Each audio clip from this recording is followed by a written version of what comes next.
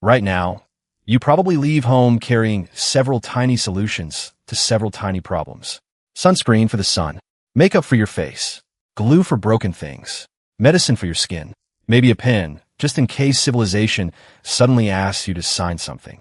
Ancient humans carried one solution for almost all of that. It was red dirt. And this habit is older than writing, older than farming, older than cities, and old enough that Neanderthals were doing it too. For hundreds of thousands of years, humans crossed entire landscapes with chunks of red rock or packets of powder they could not eat, sharpen, or burn for warmth. So why was it worth carrying? To answer that, we need to begin with something aggressively unglamorous. Rusht. Ochre is earth-rich in iron minerals. Depending on its chemistry, it can be yellow, orange, brown, purple, or a deep blood red. Grind a good piece against stone, and it becomes a fine powder. Mix that powder with water, fat, plant gum, milk, or another binder, and suddenly dirt becomes paint, paste, coating, or glue. Today, you can buy ochre in an art shop. 300,000 years ago, you had to recognize the right rock in a landscape full of wrong rocks. Remember where it came from, break it loose, test its color, and then carry it while also carrying food, tools, children, and the increasingly suspicious remains of lunch. That inconvenience is our first clue. Around 320,000 years ago, people living in the Alard-Saley Basin of southern Kenya began doing something new. Archaeologist Alison Brooks and her colleagues found that these people were obtaining stone from distant sources, making more specialized tools, and bringing red and black coloring materials into their camps. This was not random mud stuck to a foot. Someone selected it. At roughly the same time that people were expanding their travel and exchange networks, color became part of what they moved. A useful stone could cut meat. Obsidian could make a sharp point. But a red mineral did something less obvious. Whatever its purpose, the value existed mostly inside the minds of the people carrying it. That makes ochre a very strange archaeological object. A blade explains itself. Put one in your hand, and the sharp edge gives away the plan. But hand you a red lump, and the important part is missing. Was it medicine? Body paint? Hide treatment? Glue? A mark of rank? The answer depends on a rule, recipe, or story you learn from someone else. The object needs culture to work. And Homo sapiens were not alone. At Maastricht Belvedere in the Netherlands, archaeologist Will Robrooks and his team identified tiny concentrations of hematite at a site at least 200,000 years old, and probably closer to 250,000. Hematite does not occur naturally in the sediment there. Early Neanderthals had brought it in, ground it into a red powder, and apparently mixed it with liquid before it reached the ground. We do not know what they painted. That missing surface is the problem with prehistoric color. A painted cave wall may survive. A painted face takes the evidence home, washes it off, and then has the terrible manners to disappear for 250,000 years. But the powder remains. By around 164,000 years ago, the evidence becomes much harder to ignore. At Pinnacle Point on the southern coast of South Africa, Curtis Marian and his team found people eating shellfish, using fire in sophisticated ways, and repeatedly grinding ochre. Many pieces were bright red. Some had been rubbed so deliberately that they produced pigment powder. Why red? The obvious answer is decoration. Red is vivid. It resembles blood. On human skin, animal hide, pale stone, or shell, it announces itself immediately. But here's the thing. Ochre may have started earning its place in ancient luggage before it became art. Experiments show that certain iron-rich ochres can block ultraviolet radiation when spread across skin. Not every ochre works equally well, and archaeology cannot prove that the Pinnacle Point people were wearing prehistoric sunscreen. But the material can do the job. Mixed with fat, it forms a coating that stays on skin far better than loose dust.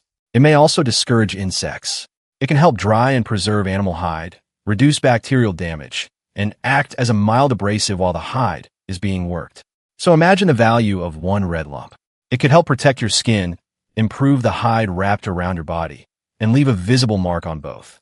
Sunscreen, leather treatment, and makeup. One very dirty cosmetics bag. That still does not explain why people became almost obsessed with it. At some Middle Stone Age sites, archaeologists have found thousands of ochre pieces. People did not simply grab the closest red stone. They often preferred particular shades, textures, and mineral qualities. Sometimes they passed over ordinary material to obtain a finer, redder source farther away. And then, 100,000 years ago, someone left their recipe behind.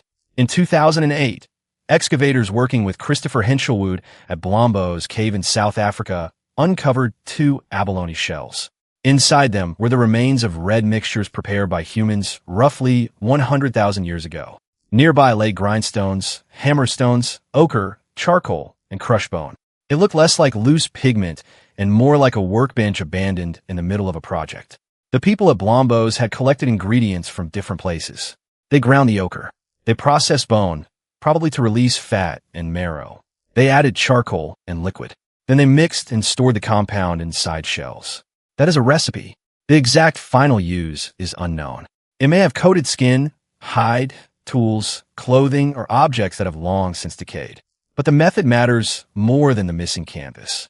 Whoever made it understood that several ordinary ingredients, combined in the correct order and proportions, could create a new material with properties none of them had alone. That is chemistry without glassware. And nearby in time, red powder had already entered another part of human life.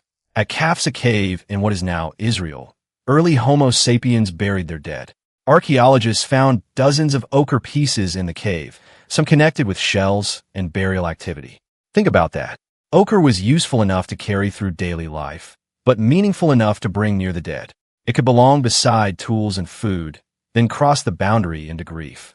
Very few objects manage both jobs. Your tube of sunscreen is probably not invited to your funeral. Here is what makes this so important. Ancient humans did not just discover a red substance. They discovered how to detach a quality from one thing and transfer it to another. Red could begin inside a rock. Then it could move onto your skin, your clothing, your weapon, your beads, a cave wall, or the body of someone you loved. The color became portable. And once color became portable, meaning became portable too. You could change what people saw when they looked at you. By around 82,000 years ago, people at Grotte de Pigeons in Morocco were wearing perforated marine shells, some associated with red pigment. These shells had traveled inland from the coast. They were small, fragile, and nutritionally useless.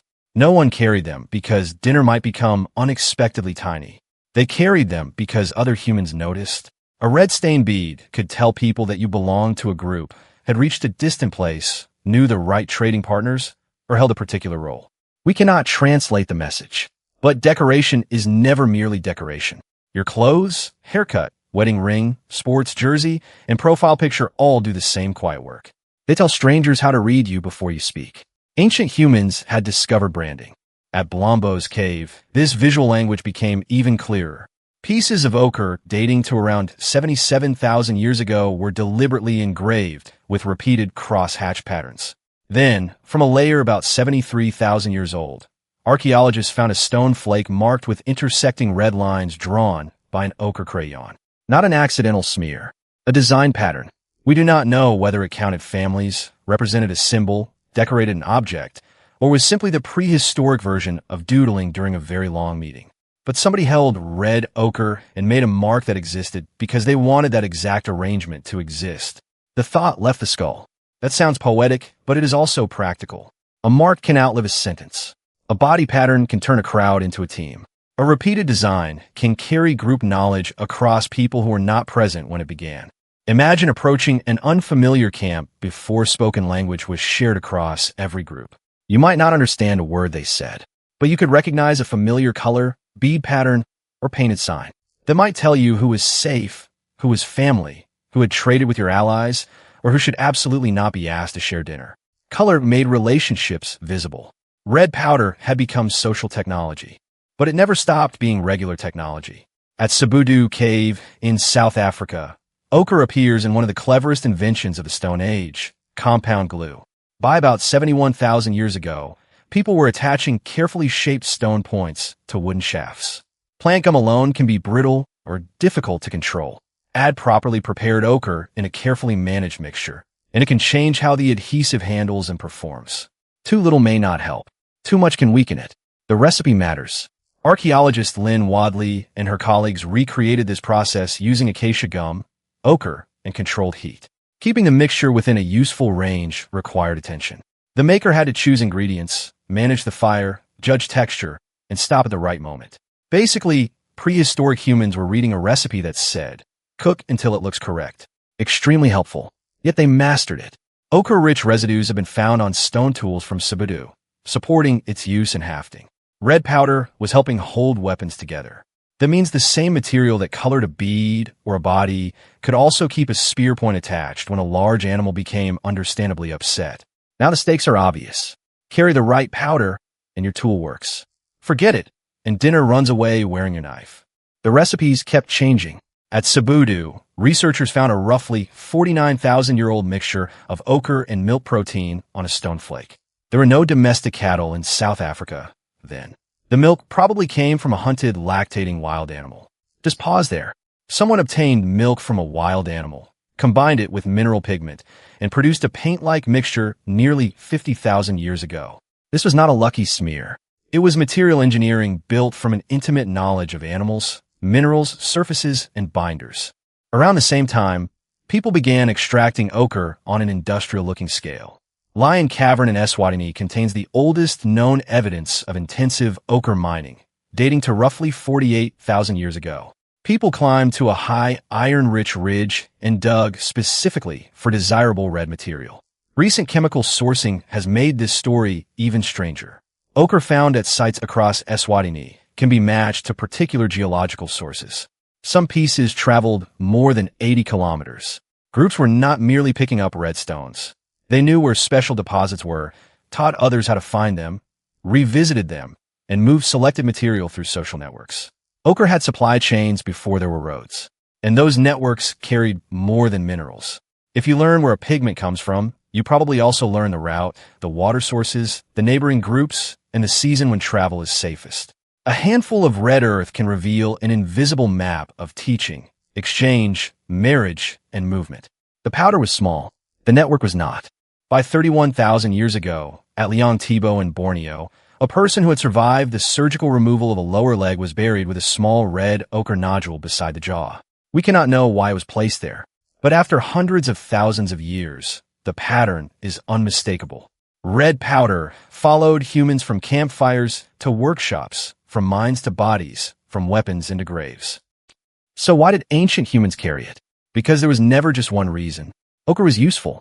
It may have protected skin, helped process hide, discouraged insects, and improved certain adhesives. It was adaptable.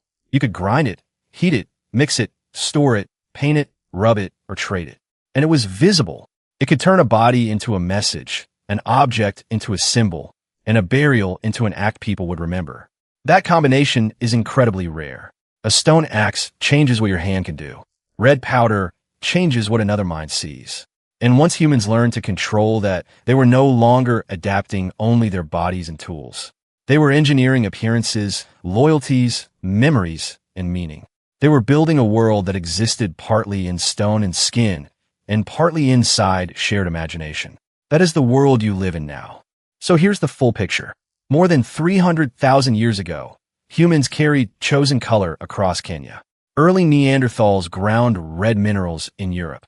Coastal people in South Africa turned ochre into protection and coating. Blombos humans mixed it inside shell containers.